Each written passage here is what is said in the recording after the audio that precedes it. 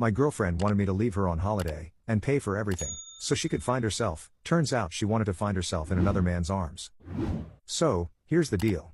My, 28 meters, girlfriend, 27 feet, of 2 years, and I planned a 2-week vacation to Italy. I paid for the flights, hotels, literally everything. It was fair because I make more than she does, and I wanted it to be a stress-free trip for both of us.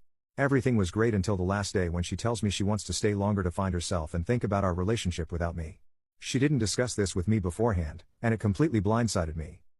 I was hurt and told her that if she feels she needs time alone, then she should also be independent financially during this extension of her trip. I said I wouldn't be paying for her new return ticket whenever she decides to come back. Now, she's upset, calling me unsupportive and selfish, and some of our friends are saying I'm being a crappy boyfriend because I left her stranded in a foreign country without financial help. I paid for everything out of the kindness of my heart, she paid for nothing. She wants me to leave, and for her to spend some alone time to think about us. What is there to think about? Am I really wrong for refusing to pay for her new plane ticket home after she chose to extend her trip without any heads up? Update. Thank you to all the people who responded, especially the early ones who gave some outside verification of me probably not being in the wrong. I don't feel comfortable saying I'm completely blameless here because you're only getting one side of the story, and I need to take responsibility for my part in this whole thing such as it is. But I guess I never realized how good my GF was at making me feel like unreasonable crap was normal and rational and that I was the crazy one. So here's the update. We're both back in America now and she's packing her things to go stay with her family for a bit until she can find a new place. Soon after I posted, it was time to go to the airport, so I did. And I did without her. I'm one of those people who arrives really early because I never think I'll get to the gate in time because everything that could go wrong probably would go wrong. It never does, but, especially with how I was feeling my luck was going, I didn't want to push it.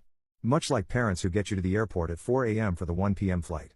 I was there for about an hour by myself mulling things over and talking to my mom. I looked at a couple responses to this post, but I didn't trust that I wouldn't lose it if I started responding, and I definitely didn't want to burst into tears while I was in the airport. As I was talking to my mom, my girlfriend showed up. I guess she thought I was bluffing but had a rude awakening when the hotel staff kicked her out of the room because I'd only paid through that day. I took no small amount of satisfaction in this, not gonna lie. She'd been so concerned about the plane ticket that she didn't even stop to think about where she was going to stay. As many of you guessed, she met someone while we were in Italy. She was quick to tell me that it was just a physical attraction and that they hadn't done anything, but she had his username on socials and was wanting to see if it'd go anywhere. I guess that's what I get for not feeling well and wanting to stay in one night while she went out to explore. Obviously, I told her things were over between us.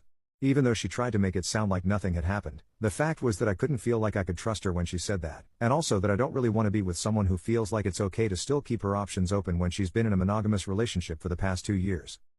The flight home was awkward as hell and she tried really hard to give another pitch for why we should stay together on the drive home from the airport. I think, as we got closer to home, reality started setting in and she realized she'd just thrown a lot away.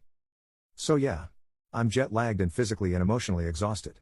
I'm just kind of numb at this point. Finally, I didn't see all the comments, but, to the few that were downvoted into oblivion who said this was fake because I hadn't updated in several hours, I hate you. I hate you so much.